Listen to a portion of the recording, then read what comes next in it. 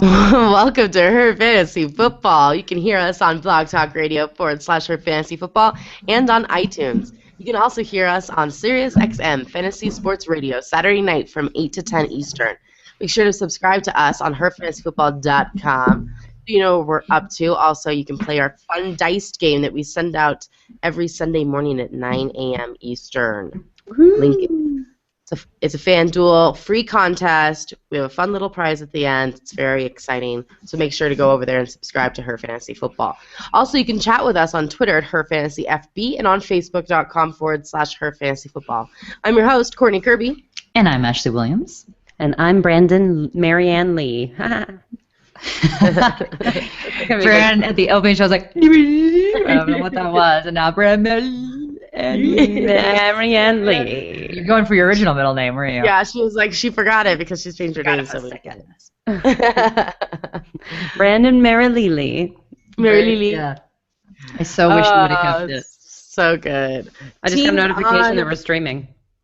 What'd you say? I just got a notification that Her Fantasy Football is streaming on YouTube. Awesome. There you go. Hey. Hey. Oh. It's week 8, everybody. It's exciting. We're like halfway through Almost this. halfway. Yeah. Teams on bye. Get them out of your lineup now. Buffalo Bills, Jacksonville Jaguars, Philadelphia Eagles, and the Washington Redskins. This is a much better week for buys than last week. Oh, yeah. Much Except better. for TJ Yeldon. Thanks for coming back, buddy. Yeah, Or Allen Robinson's or Blake. Jacksonville's really the only viable then. I'm sure Matt Jones owners are crying right now. Oh, yeah, I'm sure. Sure. All the Kirk Cousin owners in the world are really upset. Hey, he got NFC Player of the Week. I mean, what an amazing person. Do you think that's almost like a participation trophy? Yes. Like, hey, buddy. Good work. Good work. I mean, good for him. And did you see him, like, that video of him being psyched up after the... Yeah, you like that? And he, like, lost it on there's, like, a Vine. You can go back and forth. He's lost his mind. It's amazing. Love it. That's good. It's him or Ryan Mallett, right? Who just doesn't care. Yeah. Right, Seriously, right. missed the flight. I was in traffic. Talk about that in the Houston if we have time, but... Wow. So funny. So funny. Well, let's just get into it, you guys. Thursday night game. Miami Dolphins 3-3 at the New England Patriots. I don't have their record there for some reason, but I think they're 6-0. Correct? I think. Or that's all anyone can talk about. Yeah. Just because you see the Dolphins going up against the Patriots does not mean to bench them, you guys. The Patriots defense is not what they used to be with Rivas. In fact, you should start Ryan Tannehill for sure. The Patriots give up the 6th most fantasy points to quarterbacks. The Dolphins will get behind, and they will be forced to throw the ball a lot.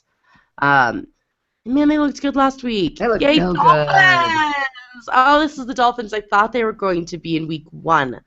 So, Don't you think it's creepy, start. though, that they didn't play like this at all with the other coach? Like, that all of a sudden they miraculously can play? Defense. Yeah. Yeah, both offense and defense. It's crazy. I think they just are really rallying behind the new coach. Beefcake Dan Campbell. Yeah, he's a beefcake. But, I mean, I think they relate to him as a player. Well, he benches more than they do. Isn't that kind of That's awesome, true. though? I love that.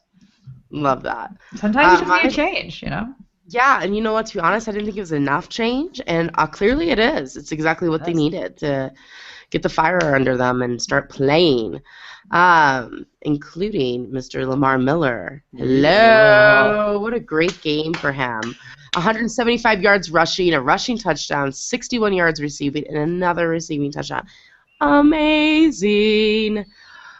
This might not be his biggest game against the Patriots that have only given up 3 total touchdowns to running backs all year, but they do give up plenty of yards. So if he is one of the lucky few to find the end zone, he could still have a 16, 18-point game. So I said this will probably be the classic week where he'll get 4 points after a huge week, and then it's like womp womp. Yeah, 60 yards. I see that in his future too. And just so you know, so you're starting Jarvis Landry and Rashard Matthews. Landry finally found the end zone not once, but twice. Yeah. Yes. His first and second receiving touchdown on the year. Amazing. And it was really fun to watch them, right? It was. Rashard Matthews had a really cool touchdown. Jarvis Landry had a really cool touchdown. Miller did. I mean, it was a fun thing. So I'm into it. I'm totally into them. I am benching Jordan Cameron though this week. Not my favorite matchup for him. And he's only had one tight end on the season, or one touchdown on the season. So I just think there's better players than Cameron this week. So sorry. Agreed. And rest of season, I'd say. Yeah, There are a lot of good tight ends this year. Yeah, there are. It's good. Barnage. Who the hell is that guy? Where did he come from? Eric Ebron's one of my favorites. I was like, say Ebron, Eifert. Ladarius Green. Yeah. Easy. Donnell's catching balls again to some extent. I mean, I can't go there. It's nuts. You took it one step too far. I didn't. The Patriots. Well, yeah, what are we going to say? And then there's that Gronk guy.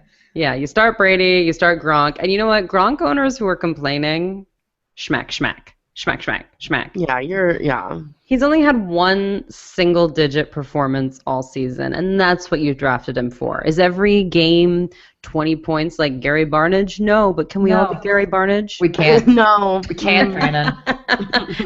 Listen, he's the most consistent guy in the league. It's awesome. And you start Edelman. I know. Edelman had his worst week last week. He had a tough matchup, and that's the way it is. He caught 5 of his 9 targets. He had a big drop in the end zone, which was not good. But he's still the lead receiver in a red-hot offense. Don't overthink this. And Dion Lewis was inactive last week due to his abdomen injury. He's still limited in practice. Listed as questionable. I'd look elsewhere if you can. The good news is that it's a Thursday night game, so you'll have all weekend to figure it out. And LeGarrette Blount rushed 3 times for -3 yards last week, people. Tom Brady was the top rusher last week for the Patriots. They just decided not to run the ball. Wasn't it last year he had 8 total rushing yards or something crazy like that? Maybe it was the year before that. Yeah, well, it wasn't like he was rushing all around, but they just decided not to run the ball, which was a smart move. It was a good coaching decision by Bill Belichick. He does that. He is, it's Halloween this week, you guys, and you know what Bill Belichick is, right? Warlock. Oh. He is not Satan, but he can just make magic happen. It just is what it is. Sorry, you guys, it is what it is. I feel like Bill Belichick needs to be part of the South Park movie where it's Saddam Hussein and Satan in bed, and Bill Belichick to kind of trot in. Bill Belichick could outsmart both of them, no doubt about it. Absolutely. He wins all of that. Both of them fear Belichick. Also, since it's Halloween, I have to encourage everyone, if you have not seen The Worst Witch, which is an 80s TV movie, I believe. Oh, man. Tim Curry. So good. Netflix and get it done. Is it on Netflix? I'm sure. It has to be, right? Oh, I don't know. I'm going to go look tonight. I've always been more of a hocus pocus kind of girl. Yeah, but The Worst Witch, Tim Curry, one of my first crushes. Hope you picked up Brandon LaFell because he's gone. He only had 2 catches in week 7 for 25 yards, but he was targeted 8 times. Eesh. He has some drop issues again, like he did last year, but he is a weapon again on this big offense. And Danny Amendola put up 2 solid weeks in a row. It's hard to trust his productivity, career long, but if you're in dire need of a wide receiver, in week 6 he caught 7 of his 9 targets for 105 yards, and in week 8 he caught 8 of his 9 targets for 86 yards and a touchdown. 9 targets a game. That's what he is doing right now, and it's hard to debate. And then, I wouldn't start their defense because Miami suddenly learned how to play football. As a Julian Edelman owner, you don't even want to know the names I was screaming at the TV at Danny Amendola for stealing Edelman's touches. Edelman didn't do himself any favors either, though, unfortunately. Seriously. All right, let's move on to Sunday morning. Detroit Lions 1-6. The Kansas City Chiefs, again, did not put their record up. London. Oh, London games. Can I have a paper? Can we discuss, first of all, the streaming situation of the Buffalo Bills-Jaguars game? So bad. It kept cutting out on me. Oh, it was hard. Keep reloading it. I mean, it's a great I love the idea of it.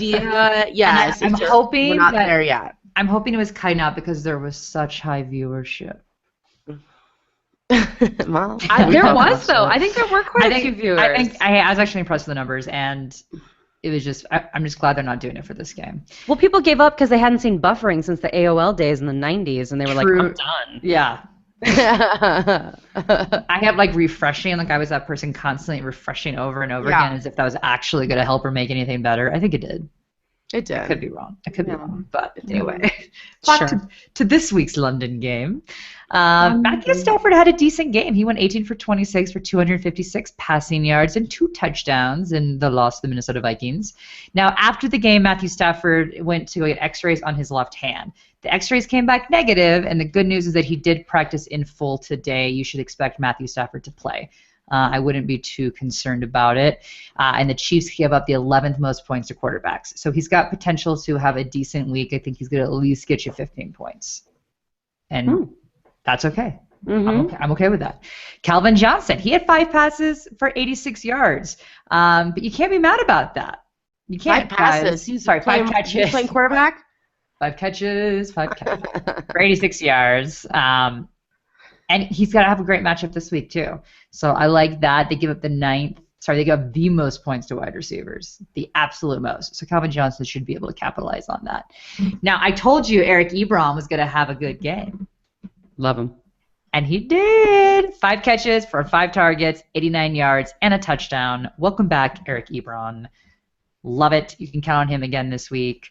But what is news that could possibly affect you is the Detroit Lions offensive coordinator, Joe Lombardi, the offensive line coach, Jeremiah Washburn, and the assistant offensive line coach, Terry Heffernan.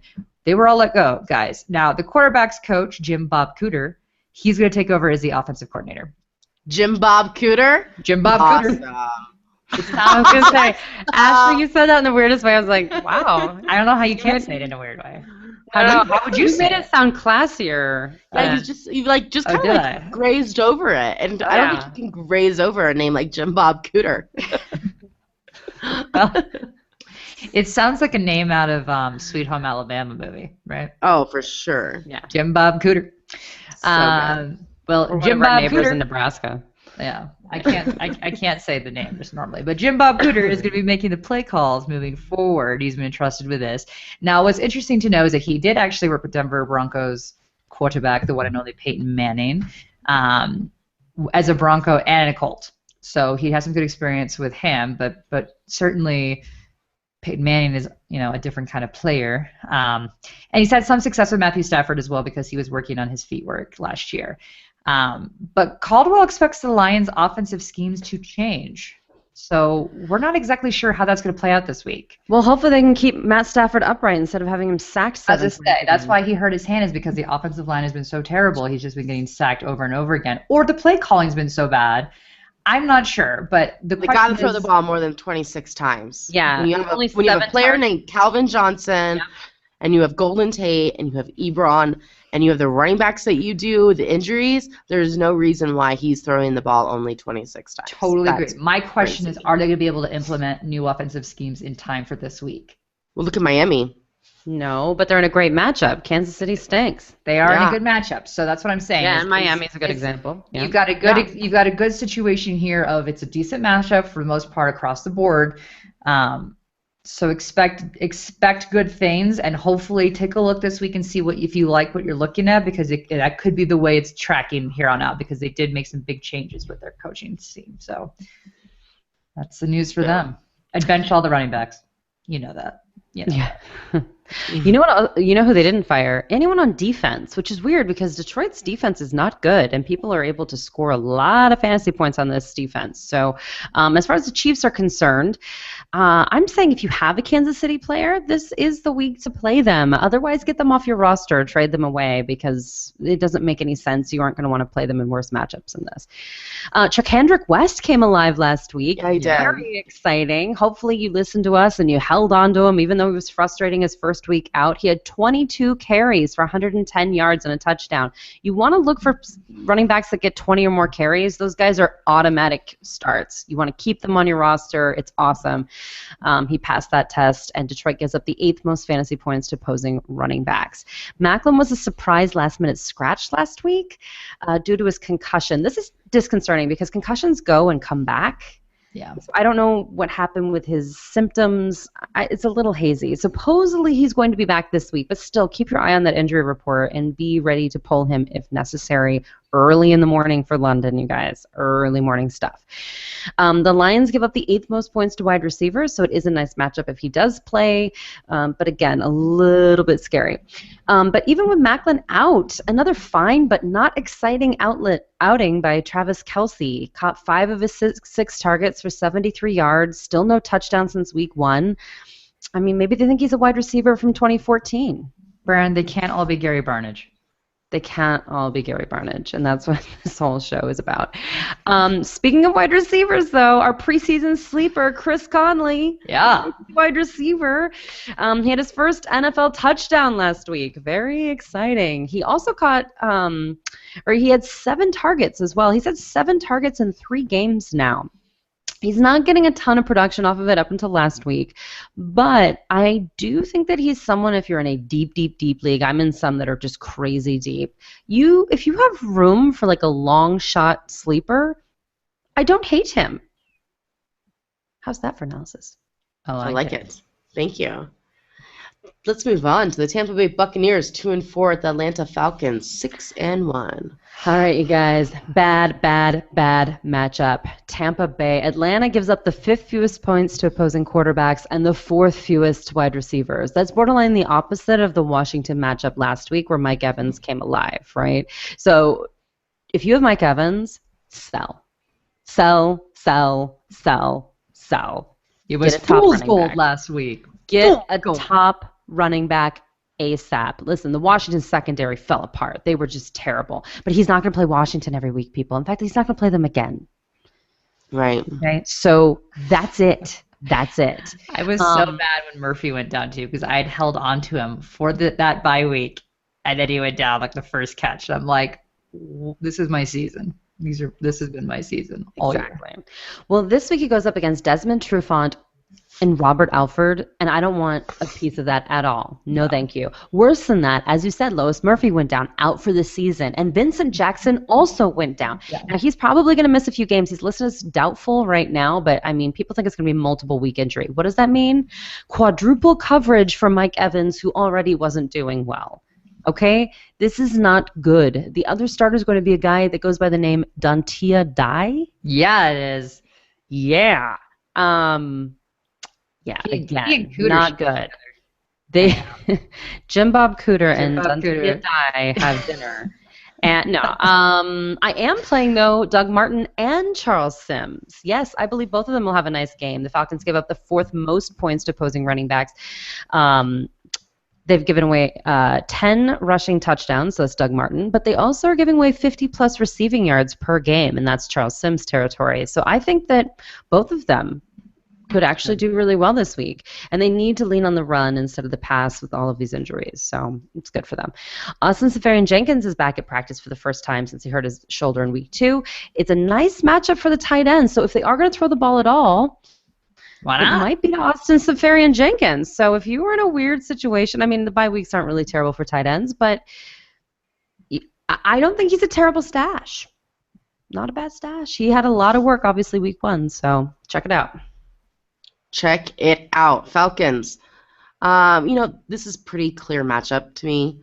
You start Freeman because he's a beast. He has rushed for over 100 yards 4 times in the last 5 weeks. And the one time he didn't, he still had plenty of receiving yards, so he still got over 100 yards total. Yeah. And he has 10 touchdowns this year. Love him. That guy sucks. That guy sucks. Terrible. Sucks when you play against him. That's for sure. Yeah.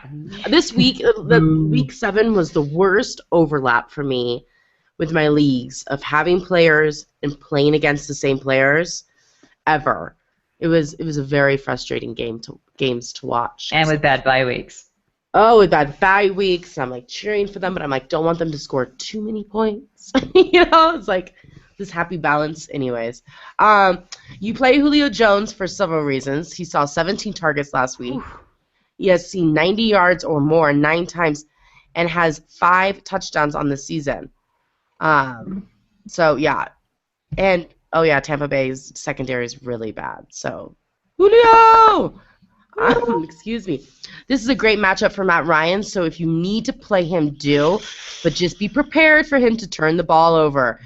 He has more turnovers in the last 3 weeks than touchdowns. Also, he has only hit 300 passing yards once this year. Again, great matchup. So if he's your only and best option, then okay. What does the guy think he is? Peyton Manning? Right? Yeah. It's the Devontae Freeman effect right there. It sure is. It's really bad. I don't know why he's throwing so many interceptions, but hopefully he'll turn it around against the Tampa Bay Buccaneers. And Hankerson is questionable, so if he does not go, Justin Hardy will be in his place. And, of course, there's Roddy White. I wouldn't play any of them, but only you know how desperate you are. So, again, this is a great matchup. So if you are desperate in a deep league, Roddy White might be your thing, but only really desperate deep leagues. Arizona Cardinals 5-2 at the Cleveland Browns 2-5. This is a nice matchup for all the Cardinals. First off, you don't get more consistent than Carson Palmer. It's crazy. He is 4th quarterback in fantasy points, 3rd quarterback in yards, and tied for 1st for touchdowns. You can start him and feel good about it. You know, he might not win you the game, but he's never going to lose you the game. So I like that. The Browns give up the most fantasy points to running backs, so you are starting Chris Johnson, who had 122 yards and a touchdown last week. Yeah. Amazing. He looks so good. Another that first touchdown was his balance was crazy in that first touchdown. He that looked was cool. like a spry 22-year-old. Yeah. Spry 22-year-old. I like that. And there are plenty of fantasy points to go around to receivers. Fitz has had a few disappointing games, but I'm still starting him.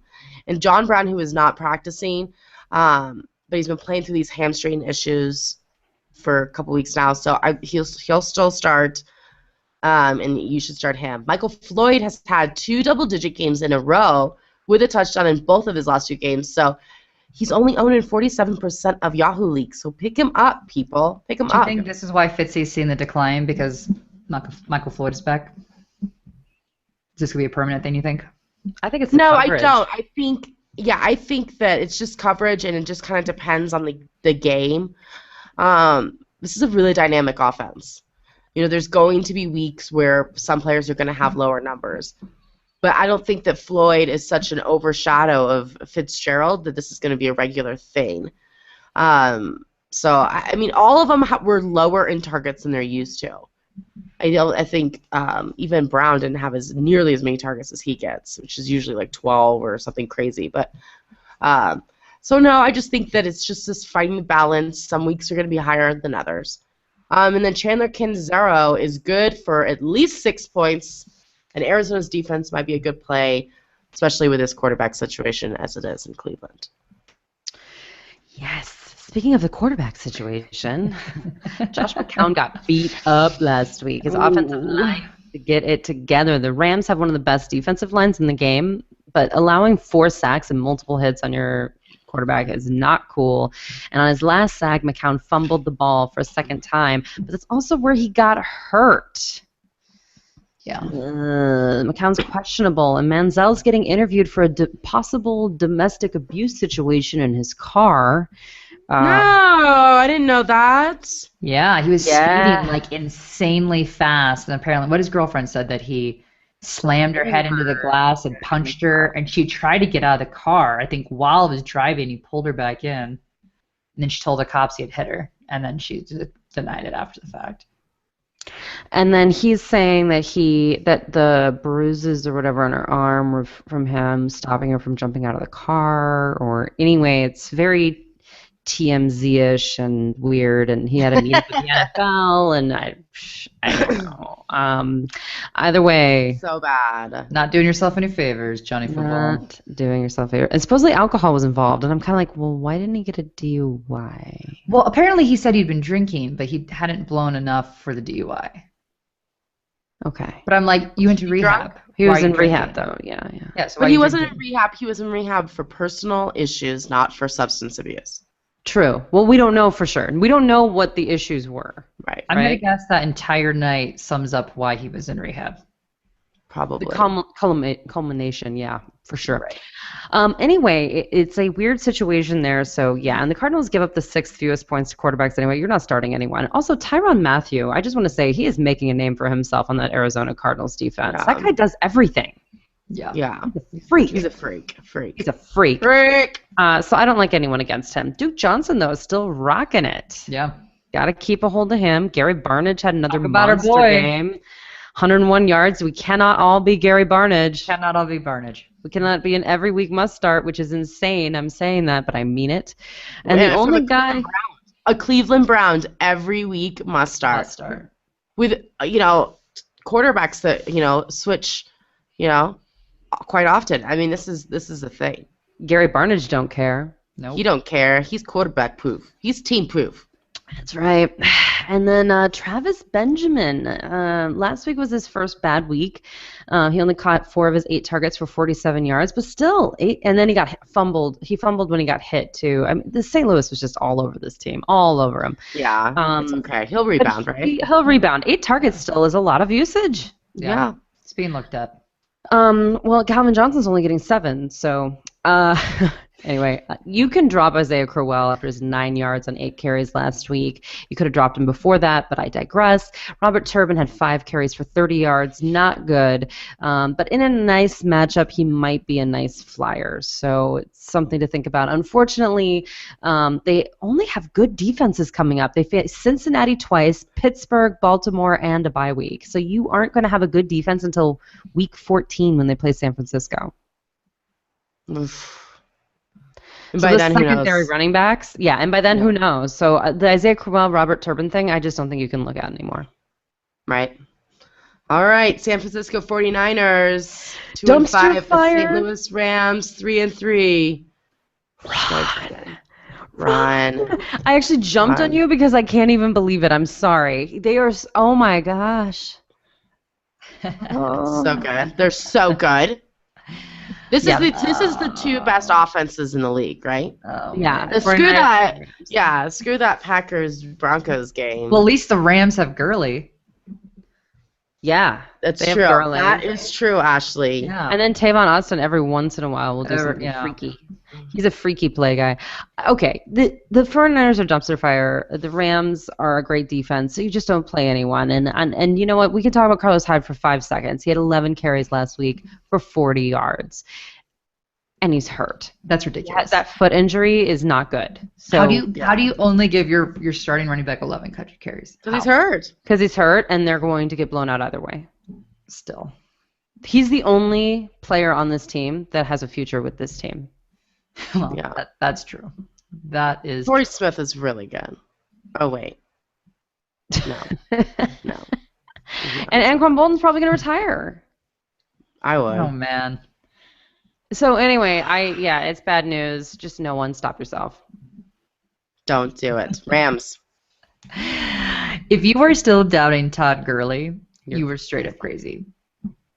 Crazy. He had 19 carries for 128 yards and 2 touchdowns, and he can catch. He had 4 catches for 35 yards in last week's game. I love Todd Gurley. I will continue to love Todd Gurley. I am so glad I drafted him knowing that he was going to, be out for a few games, but it was worth it, and he's great. And he is Keep the him healthy, only baby. thing really going for you, other than the St. Louis defense, on the Rams. Now, what's interesting to me is that so when I look at the Niners, how they stack up in this matchup, the Niners give up the 8th most points to quarterbacks, but I still wouldn't play Foles. That's a nightmare. 7th most points to running backs. You're playing Gurley. 4th most points to wide receivers, but you don't know which wide receiver is going to be. If you're looking for a flex position, you can maybe look at Tavon Austin. You can look his way. He is tied for the team lead in targets, which was 31. And he actually has the most catches as well at 20. And it's a good matchup with the Niners. But again, like Brandon said, you don't know. You don't know. You don't know who it's going to be that week. If it's going to be any of them that week. And the tight ends, 16th most, yada, yada, you're not going to play him. But what's interesting is it's the 12th fewest points to defenses. the Niners. And I'm like, how is that possible? When you watch the San Francisco 49ers, how is it possible they give the 12th fewest points to defenses? It's amazing. I had to look that up. Like, that is. I literally stared at that stat for like a solid minute, being like, this doesn't make sense. I had to double check myself. It was so bizarre. But I don't think anyone other than Colin Kaepernick turns over the ball. Now, he does turn it over quite a bit, but I would say... My only logic is maybe there's such low-scoring games that the defense isn't able to rack up enough points, even with the turnovers. It still seems weird, though. It's bizarre. But, with this week being a great matchup with running backs, you might be looking at a flyer and thinking, hey, maybe Trey Mason. Don't think that. Why? Do not think that. His ankle did not participate in practice Wednesday. It's not looking good. Don't even think about playing Trey Mason. Awesome. New York Giants 4-3 at the New Orleans Saints 3-4. The Giants. Let's start off by saying Odell Beckham Jr. is back in full this week at practice. Oh, yay! He should have a bounce back week against the Saints that allowed T.Y. Hilton 150 yards receiving and 2 touchdowns. I'm in ODB all the way. Eli Manning only had 170 yards and 0 touchdowns. But the good thing is that he didn't turn the ball over this week. Yeah. That's exciting. Eli. Yay. This is a great matchup for him. But so if you need a quarterback, I understand, but just realize that the floor is very, very low. He could get you 5 points. He could. You very well could. Really could. So we're all desperate at times, but that's where it is. Other than that, this team is pretty bad. There are now 4 running backs sharing carries, so I wouldn't trust any of them. I do want to have a shout out to the Giants defense that made an amazing game last week with a sack, 3 interceptions, a fumble, and a touchdown. Yeah. I had picked up Atlanta's defense to play in our family league because I have Denver's defense, and I didn't put them in. I still had Denver defense on bye.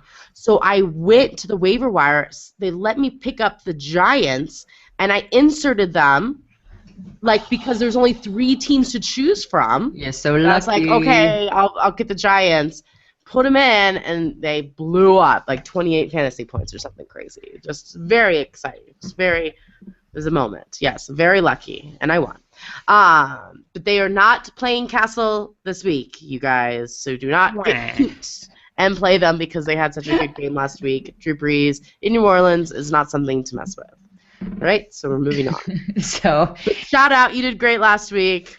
Shout out. I had to play Brandon Weeden last week, full on knowing he was going to get 0 points because we have a league at Brad Evans where it's essentially a 2-quarterback league, and there was literally not a single starting quarterback, even a backup to a starter. So Brandon Weeden was my best shot, and I'm like, you know what? It's Castle's first week. I'm hoping he's going to throw some interceptions. They'll pull him, put Brandon Weeden in, and after the 3rd interception, I'm like, put Weeden in! It still didn't happen. Still didn't happen. He was laughing every time he do something. I'm like, get him out of there! Put Weeden in! It didn't happen. I thought I had a chance there for a second because the Giants were beating up on him. I know. I thought about you too. They were bad. It was bad. And you know what? I didn't get my wish. But on to the Saints. That also was kind of bad. Drew Brees, guys, he continues just to be average. Yeah. Mm-hmm. He was 28 for 44. He threw for 255 yards. He had a touchdown and an interception in last week's game against the Colts. So what happened last week? Well, Brees had a ton of pass attempts, but the Saints had the lead, so they didn't really need to press the passing situation. They didn't need to throw the ball. But he also had an interception in the end zone, so that took away points from you if you are a Brees owner. And then even more of an issue, they had 3 touchdowns that came off the run. So that was bad for you if you were a Brees owner. But you know what? Even though the Giants gave up the 10th fewest points to quarterbacks, I think you're going to be okay this week. I think you can probably expect your normal average numbers, at least 15 points. But let's hope you're going to get more in the 20 range because I don't foresee that many rushing touchdowns again. Cooks, though, is finally starting to consistently see targets. So this is good. He was targeted 13 times with 6 catches for 81 yards. It's crazy to think someone like Megatron is getting 6 targets, and this guy's getting 13 at this point. But you know what? You can't complain. 81 yards. You can't count on him for anything more than a flex, but at least he's trending in the right direction, and that is what you want to see. Ingram had his best game of the season, though, racking up 158 combined yards. 143 of those came from the rush, and he scored a touchdown.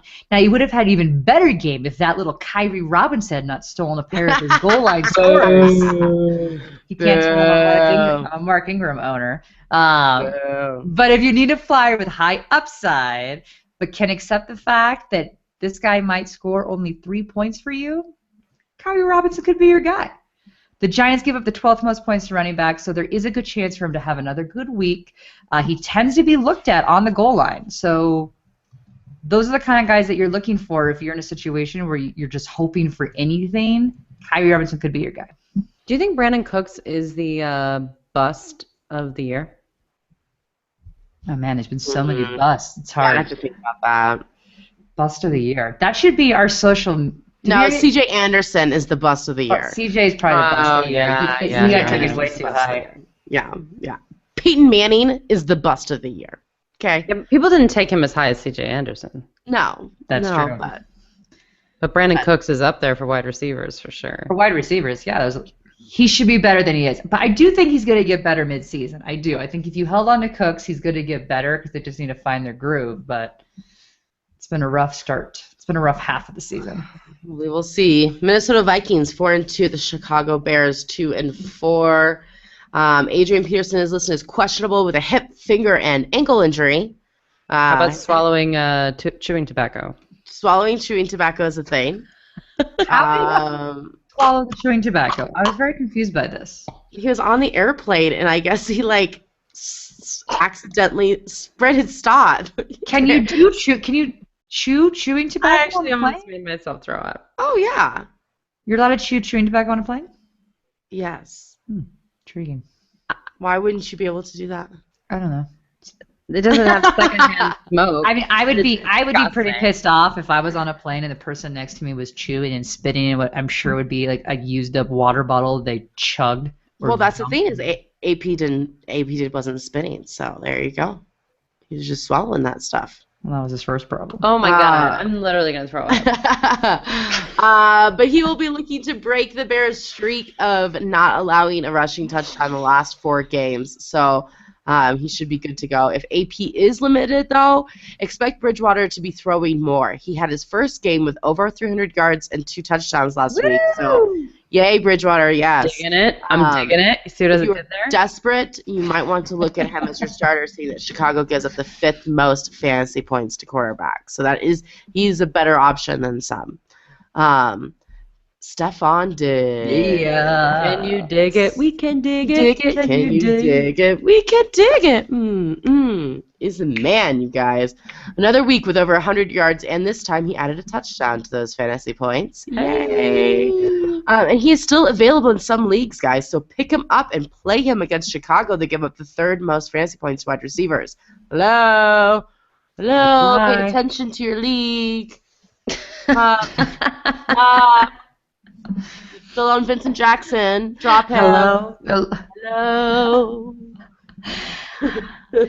I must look for you 1,000 times. Kyle Rudolph is a touchdown-dependent tight end, to say the least. He is averaging 10 yards a game. Ew. He's getting touchdowns, though. He is. Not enough. Still not enough. No, Gary Barnidge. It is. If 7 points is good for you, if 7 points is enough for you, then play him. But just realize there's a good possibility he will get you 1 point. So that's the risk you pay. Bears. Minnesota is tough against the run, but you can always start Matt Forte. Quietly, the 4th highest scoring running back in the league now, even after his bye week. Yeah. Although he's no Gary Barnidge. No. Minnesota gives up the 7th fewest points to opposing quarterbacks, but I feel okay about Cutler. I know this sounds crazy. Minnesota actually is 2nd in the league with points allowed, meaning like they give up the least. But this will be the first time that Cutler is going to have all of his weapons and they're all going to be healthy. supposedly. None of them are on the injury report. It's nuts. It's amazing. It could be a decent game. I think this is going to be kind of a fun matchup. After the bye, supposedly Alshon Jeffrey's fully recovered. Should be a decent play. He's not on the injury report anymore. We missed you. And as a reminder, before the bye, he caught 8 of his 11 targets for 147 yards and a touchdown. #vintage. Like it. After nursing a quad injury, it looks like Martellus Bennett is also off the injury list. He played every game, but you could tell he was hurting. It just wasn't right. The Vikings give up the 6th most fantasy points to opposing tight ends, so he actually has the best matchup. And they seem to be getting worse at covering tight ends. They've given up big weeks at that position over the last couple weeks, so I like that. And Eddie Royal is the wild card. In week 6, he did see 7 targets, but only for 49 yards. The Vikings, once again, they don't give up a lot of points to wide receivers fantasy-wise. This may not be the week to trot him out, but it's good to have all the weapons there. Yeah. Love that. San Diego Chargers 2-5 at the Baltimore Ravens 1-6. Points are points, Ashley Ann. Points are points. I meant that as a good thing. Yes. For you, yes. with Danny Woodhead. I got Danny Woodhead and Phillip Rivers, mind you. Oh. So that game was awful for the majority of it. Talk about garbage points. The best kind of points there are. I don't care. I'll take it. Phillip Rivers and the Chargers offense did not look good for the majority of the game, but they made fourth quarter magic. And again, Phillip Rivers gets over 300 yards and 3 touchdowns. He also had 2 interceptions, but who's counting? Okay? This man is... Were you not confused why they weren't covering Danny Woodhead? I'm like, literally the last 2 minutes, everything went to Danny Woodhead. I'm like, why are they not covering Danny Woodhead? Because he's 5'9", 100 pounds wet. And I think people just really underestimate him on the field. And I think... After all these years? So sneaky. Come on. Yes, it's crazy. But anyways, Phillip Rivers is the second quarterback in the league for fantasy points and is going up against the Ravens that give up the absolute most points to quarterbacks. Woohoo! Start that man, people. Start him. And plus, he's about to have a baby. So when there's a death, a baby, or an illness in the family, you always start them. Okay, because they make fantasy magic happen on the field. So if his 8th child comes, his 6th daughter, it's going to be even better. I almost thought he had already come because he looked tired. In that game, I was like, man, he looks exhausted. I bet they had the baby. Wouldn't you if you had to do that every week just to stay caught up to people? It's really scary. It is true. The guy's got to just throw. He's on pace to beat Peyton Manning's passing record. Yeah. He is that offense and they can't win a game. Is actually good, and they just can't win. Unbelievable. It's really sad. Their defense. Anyways, let's get into Danny Woodhead. He definitely benefited from that garbage time for sure. He only rushed 5 times for 26 yards, but he had 11 receptions for 75 yards and 2 touchdowns. 11, you guys. He is a PPR junkie. He's leading running backs in receptions and receiving yards. You can start him again this week, you guys. You can. You can do it. I know it doesn't seem right with Danny Woodhead in your lineup. But you can do it. Melvin Gordon is probable to play this week, but with his fumbling problems, I would not start him. Okay, Brandon Oliver is taking over that role right now, but it is too soon to tell whether or not he is fantasy relevant. So I'm not putting all of my eggs in that basket yet. Antonio Gates will probably not play again this week, you guys. He's still questionable, but it's not looking good. This injury is not in our favor for owners. I hope people played Green. But I told you to play Ladarius Green regardless, and he looked awesome. So last week, so it's very, very good. It looks like a tough matchup against Baltimore, but they haven't played any tight ends, none, other than Gary Barnidge, who had 139 yards and a touchdown. So it says that they give up the 6th fewest to tight ends or something like that. It's not true. It's not true. When those tight ends barely are on the roster. So just know that. So you're fine. You can play Green. As for the receivers, depending on how deep your league is, you can start them all. Obviously, you're going to start Keenan Allen. He's a must-start regardless. Baltimore gives up the 2nd most fantasy points to wide receivers. So there that is for you. Ravens. Steve Smith Sr. said that he would like to give the refs of the Monday Night Football game a 2-star review on Yelp. I thought that was generous.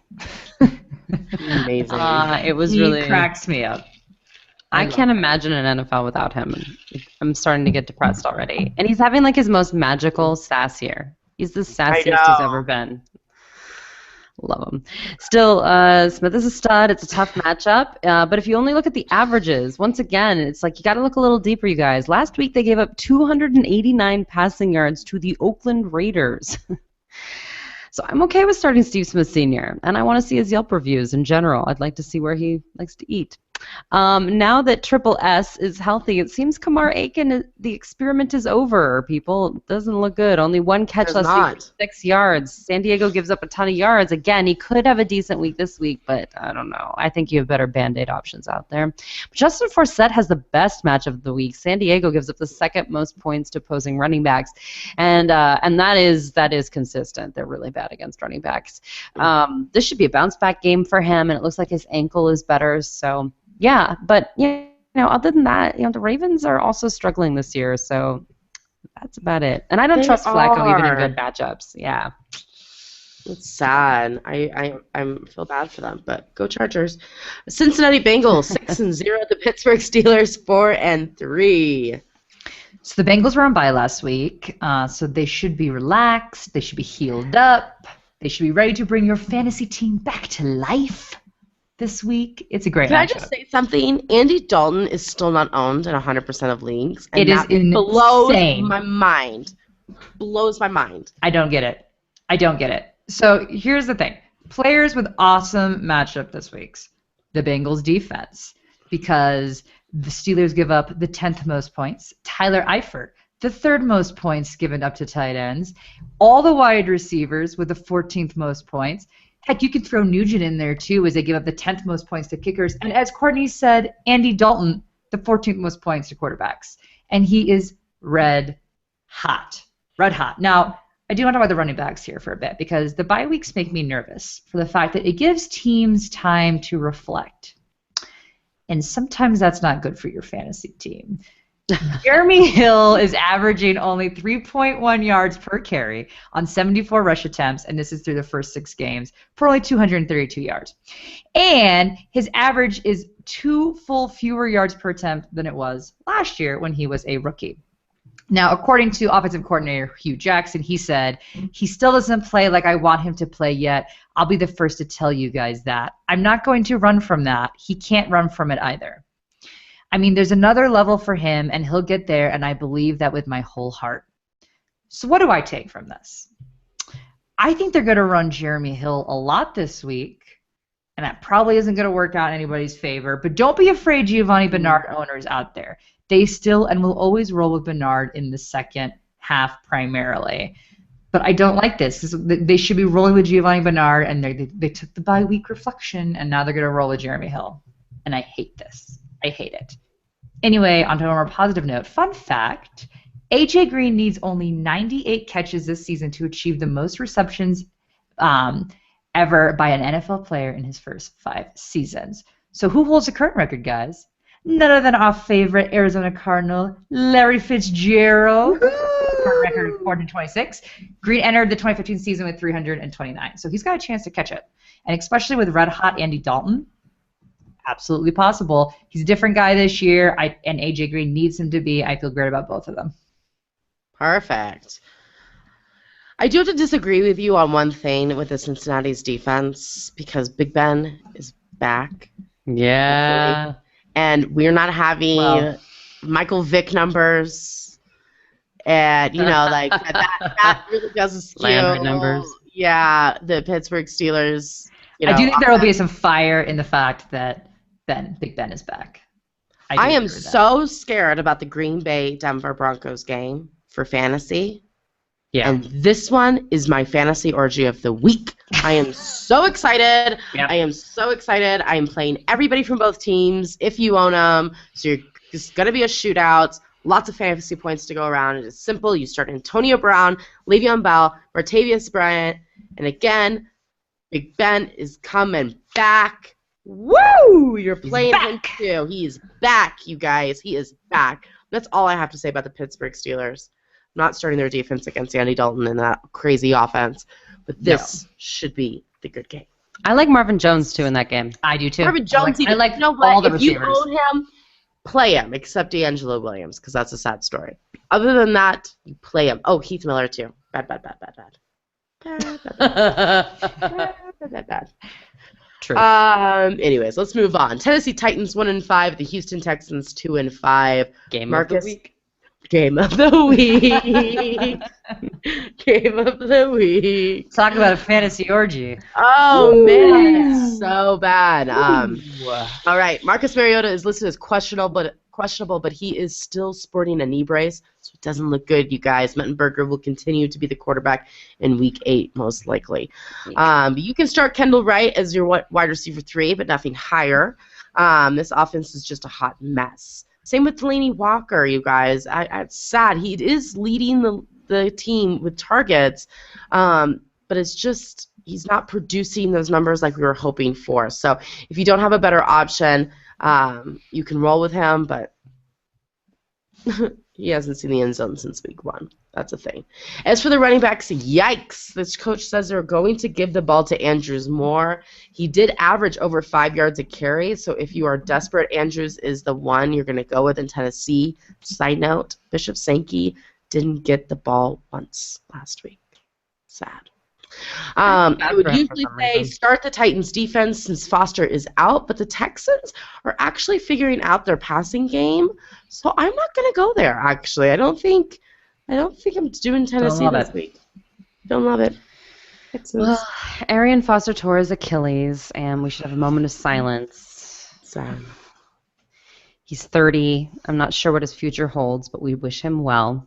Up front, no one knows exactly what's going to happen with Foster's absence, but my guess is that it's going to be Blue with the majority of the work, even though he didn't do much in the first 2 games without Foster. In Week 3, he carried the ball 31 times for 139 yards and a touchdown. So he can handle the workload, 39 carries. But my problem is the Texans are the type of team that overworks people to the point where they tear their Achilles and or carry the ball 39 times. Yeah. Anyway, look for there also to be some sharing with Chris Polk.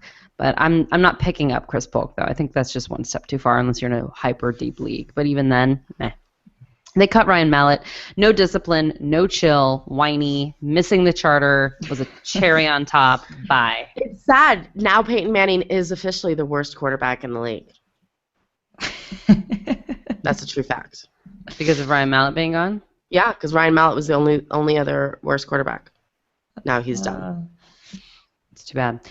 So. Hopkins had a disappointing outing. He caught 6 of his 12 targets for 59 yards, and even with that stinker, he's still averaging 110.9 yards per game, you guys. So he'll get it back. He'll get it back. Don't worry about it. Listen, you're playing him. Just don't count on him for huge points, though, because Tennessee is actually ranked 2nd in the pass defense. Eesh. And I'm not I wasn't sure Nate Washington would be back to full health, but the targets are real. Yeah. So he caught 6 of his 16 targets for 127 yards and 2 touchdowns. Hoyer will throw to him if he's open, and that is happening because people are triple covering DeAndre Hopkins, as they should. Now, that wasn't a 1-week fluke. Prior to that, he had 8 or more targets in each of his 3 other performances. So he's a thing. If he's out there and you're desperate, he's definitely someone to pick up. Awesome. Let's move on to the later games. The New York Jets 4-2 the Oakland Raiders 3-3.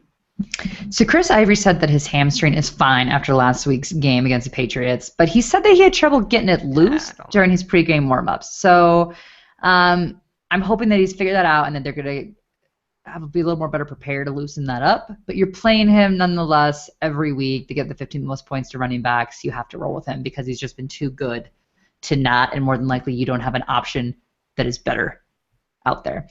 Now, Todd Bowles said he's unsure if the center, Nick Mangold, he hurt his neck, will actually be able to play against the Oakland Raiders.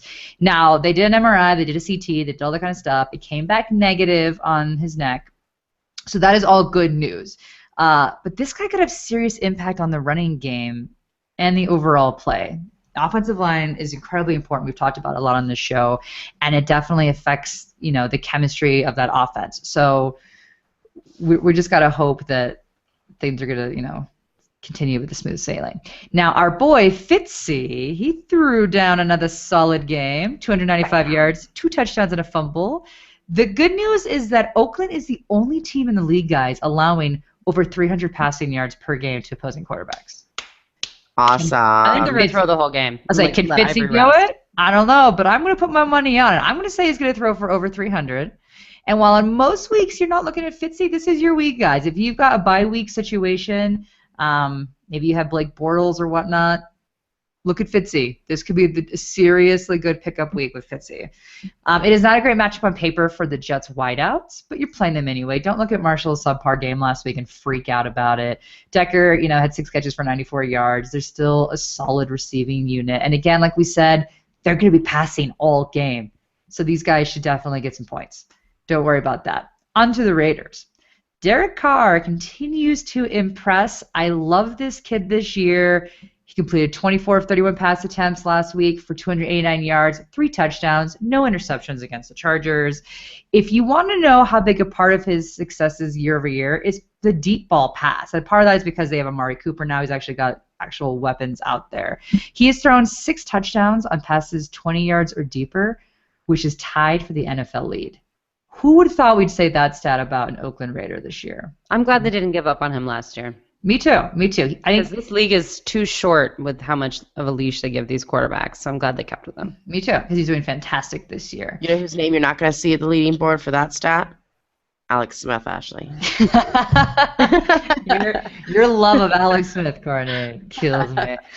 Latavius Murray, he put together a pretty decent game. He had 15 carries for 85 yards and a touchdown. I would have liked to have seen more, quite honestly, but I can't really complain. He had a better matchup than he had a really good matchup, but he should have better numbers than that. So, but the train keeps on trucking along. So Amari Cooper, he's still awesome. He had 5 receptions for 133 yards and a touchdown.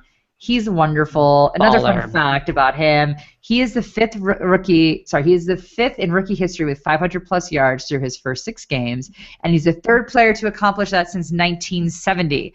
He will set the Raiders franchise record for 100-yard receiving games by a rookie with just one more 100-yard game this year, and I think he has many, many more than one 100-yard game this year. I love him. He's going to be fantastic this week. And then Michael Crabtree threw down another great game last week as well. 63 yards and a touchdown, 6 receptions. So they've got a really good receiving core right now, and I love them. And interestingly enough, Clive Walford, he's someone to consider. He's no Gary Barnidge. Let's be clear on this. But if you need a tight end with some upside, he had 2 receptions for 42 yards, which is nothing to write home about. They did have a touchdown. And Jack Del Rio said that they're going to get him more involved this season. So he's got the potential for the upside there. So if you're in trouble, maybe you have Jordan Reed, although Jordan Reed did well last week, someone with some injury woes, he's not a bad backup on your bench for everyone else is taken. I love the name Clive.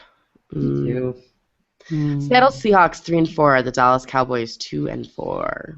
I'll make this one quick. I don't love Russell Wilson this week. The defense is good at stopping the quarterbacks, and he has not thrown for more than 1 touchdown in a game since week 2. He also has not run in for a touchdown yet this season. This is still a low-scoring offense. That is a fact, and it's not going to change. So, but they got Jimmy Graham. Oh my gosh! But it was weird to see still like the 8th highest scoring quarterback, and that makes 0 sense to me, fantasy-wise. But everyone stunk this year. It's true. But you're playing Lynch this week. He's got a killer matchup, and you're actually going to play Graham as well. I hate saying that. But the Cowboys give up the 2nd most points to tight ends. So if he does not have a big game this week, then it does not look good for you the rest of the season. Like, this is the matchup. This is the matchup, and if he can't do it, then I don't know what to tell you. He's no Gary Barnidge. An interesting news that is probably not fantasy relevant, though. Paul Richardson, he was cleared to practice. He was a wide receiver at the University of Colorado, and he actually threw up some really good games at the end of last season before he tore his ACL. The kid's really talented, and I was rooting for him and shooting for him all season. I actually picked him up early in some drafts, thinking he's going to come back a little earlier. So he's got potential if you have a few injury issues. He's not a starter, but he's someone interesting to stash on your bench in case they decide to start throwing the ball. Do you think Drew Brees and Jimmy Graham call each other after the games and just cry? I would hope so. I would think so. What else are they going to do after the game? Seriously, not celebrate. Not celebrate. Cowboys. Yeah, I got 2 words for you. Matt Castle. Put weed in! Woohoo! 3 interceptions, bad. Ouch. Des Bryant's listed as questionable, but it looks like he's going to make his return, so that is good news. Yay! That means we can be finally done with pretending Terrence Williams has the potential to be a number 1 wide receiver. So sad. And now he's gonna blow up, getting his 3 targets. Yeah. He is like an Eric Decker type, but not as talented as Eric Decker. You heard it here first. That is true. That is true. But Eric Decker's a number 2 guy. He is best when he's a number 2, and I think Terrence Williams is the same. So this actually might help. He's number 3. Right. He should be number 4 on your fantasy team, but you know what I'm saying. Yeah. How are you Christian Michael owners feeling, huh? Anyone feeling good? Only 7 snaps played? No? Why do we even continue to talk about him? But you know what? The situation is nowhere close to being resolved because I'm sorry, Darren McFadden carried the ball 29 times last week. He is so injury prone. He has no business carrying the ball 29 times. I do agree with that. It's disturbing. And Joseph Randall only got 2 carries because of his oblique injury. I don't know if he's the guy, not the guy. It looks like he's going to miss some time. Keep your eye out there, but just stay away from this because it's Seattle. They don't give up any points. The only person you can play is Jason Witten. He is the only good matchup this week. Castle targeted him 8 times. He has a solid floor as a tight end, you guys, at 73 yards. I feel good about him. All right. Sunday night football. Green Bay Packers 6-0. The Denver Broncos 6-0. Very, very tough matchup. You start your studs, and you don't play the only okay dude. So stud, Aaron Rodgers, he'll be fine, but he won't get you 20-plus fantasy points this week, you guys. Denver is legit and gives up the absolute fewest points to quarterbacks. I don't think he'll get as low as other quarterbacks have gone, which is they're only averaging 10 points when they play against. Yeah, he'll do better than that, though. He'll do better than that, but I don't think he's going to have a blowout game, so don't depend on him for that. Randall Cobb, stud. Again, really bad matchup against elite corners. Chris Harris Jr. is probably going to shadow him, no go.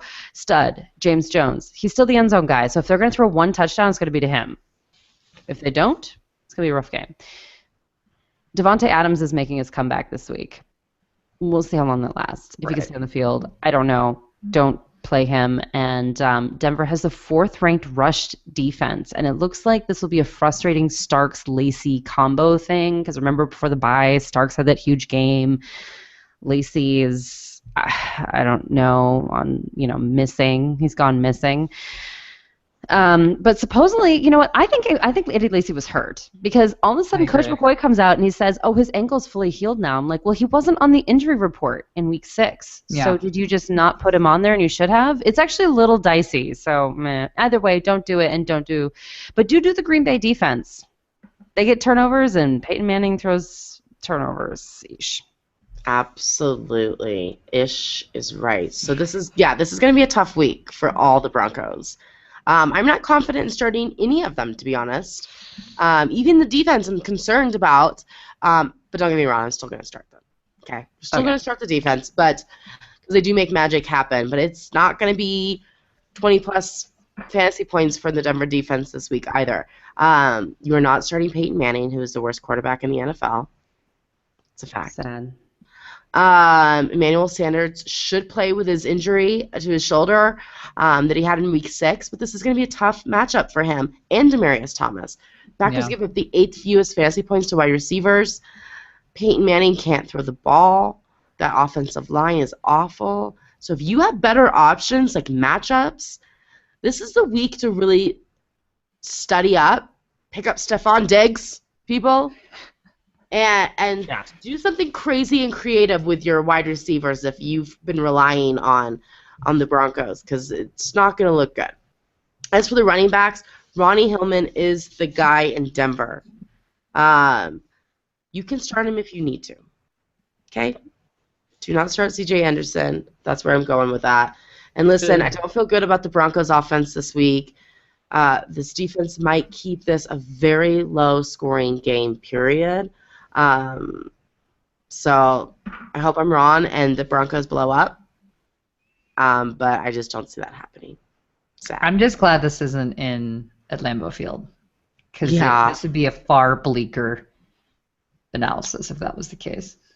it's already a bleak analysis, and it's but it was sad. worse. I mean, it's great that these defenses are showing up with such what we thought was going to be such a powerful offenses. Obviously, the Green Bay Packers is still a powerful offense, but it's this is a depressing game. Who knows? Maybe it's going to be 40-38. Who knows? Indianapolis Colts 3-4. The Carolina Panthers 6-0. I'm excited for this game. What a great Monday night game. I'm pumped. Now, the Colts are a bit of a nightmare still. It's still a bit of a nightmare. Talk about garbage points again. If you watch the first, it was like the tale of two halves. Andrew Luck was so sad and pitiful the first half. It was brutal. But overall, he threw 23 of 44, and 333 yards and 3 touchdowns. But Luck was intercepted twice and sacked 4 times by the New Orleans defense, who's not great. And they came back late in the game. It was just straight up ugly the first 2 quarters. It really was. This is a bad matchup this week, and I think it could be ugly again. But for the fact that Andrew Luck is kind of like the John Elway of this generation, a bit of a fourth quarter comeback kid, I don't care if it's ugly because he's still going to get you enough points. He will get you enough points that he's worth playing him, even though this is a bad matchup. Plus, you drafted Andrew Luck, so you have to play Andrew Luck. Yeah. I'm serious. Sorry, guys. It is what it is. Unless you have Fitzy. The reason I was looking down is I just picked up Fitzgerald in one of my leagues. Yeah, I was like, unless I you literally have Fitzy, just did that on my phone. Good. Fitzy's. I was like, I'm sorry, this is an emergency situation. People listening are going to be like, they're crazy to recommend Fitzgerald over Andrew Luck, but no, I wouldn't. I'm concerned about Andrew Luck this week. I'm concerned too, but I think he's still going to get points. He's thrown down some decent points, even though it looks ugly. It's one of those things where you almost need to not watch this game and just like look at your fantasy score afterwards for Andrew Luck. But it's going to get better. Let's hope it got better because he was connecting with T.Y. Hilton last week on some garbage touchdowns. He had 2 touchdown passes for 87 yards and a 46-yard catch. He only had 4 catches total for 150 yards. But you know what? That's a nice average. The connection is back. The connection is back, so let's feel good about that.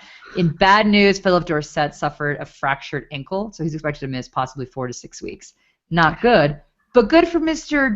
Moncrief. His targets have not exactly been great, but he has scored a touchdown in every game that Andrew Luck has played. And I like the sound of that. He's one of those guys that Luck does look for in the end zone. So even though he may not be a yardage guy and he's not exactly getting the targets that you're hoping for, he does have that higher upside because he is looked at in the end zone. So keep that in mind. Gore had another okay game last week, but this is a good matchup with him. So the Panthers get the 9th most points to running backs, and it's too tempting to not play Gore. I like him this week. I think T.Y. Hilton's got a big problem because I'm going to talk about the Panthers. Yeah. And Mr. Norman? Could it be? Josh Norman is the love of my life. If I could start a football team, I would start with Josh Norman. Ooh. I know that seems over the top, but over Gary Barnidge? Then I'd go Gary Barnidge, clearly. So I'm sticking with Cam Newton this week, even though he's only averaging 212.5 passing yards per game. But he doesn't pass the ball. It's okay. I think he's going to rush him for a touchdown this week. I think it's prime time. Cam loves the camera. Yep. So he plays well in these kind of games, so I feel good about that. Greg Olsen must start. Nice matchup. Proceed. Jonathan Stewart, also a great matchup. Indy gives up the 6th most fantasy points to opposing running backs, and he also rushed for 125 yards last week against the tough Philadelphia defense. Yeah. So another 20-plus carries in the game, and I like that, so I'm sticking with him. No receivers needed. We don't even need to talk about it. If you're really desperate, you go Ginn, but why? And then start that Carolina defense, baby. Andrew Luck likes to turn over the ball. He's also like Elway, gunslinger, and my love for Josh Norman. And I'm just glad that I get to end the show on that. Josh Norman. Bam. For president. For president. Over Trump? You're crazy. Why not everybody else is running, right? You're crazy. Right. Let's do this. Oh, man. It's good stuff. Good stuff. Well, that is week 8, everybody. Week 8. Halfway through. Get them out of your lineups, guys. Teams on bye. Buffalo Bills, Jacksonville Jaguars, Philadelphia Eagles and the Washington Redskins. If you have any questions, feel free to chat with us on Twitter at HerFantasyFB, on Facebook.com/HerFantasyFootball. We have our 2-hour show Saturday night at 8 p.m. Eastern on Sirius XM Sports Radio. So hop over there, listen to us. You can call in, ask your questions there as well. And you can get the ingredients for the first time to our dice game on FanDuel. We will be emailing you at 9 a.m. Eastern Sunday morning to play.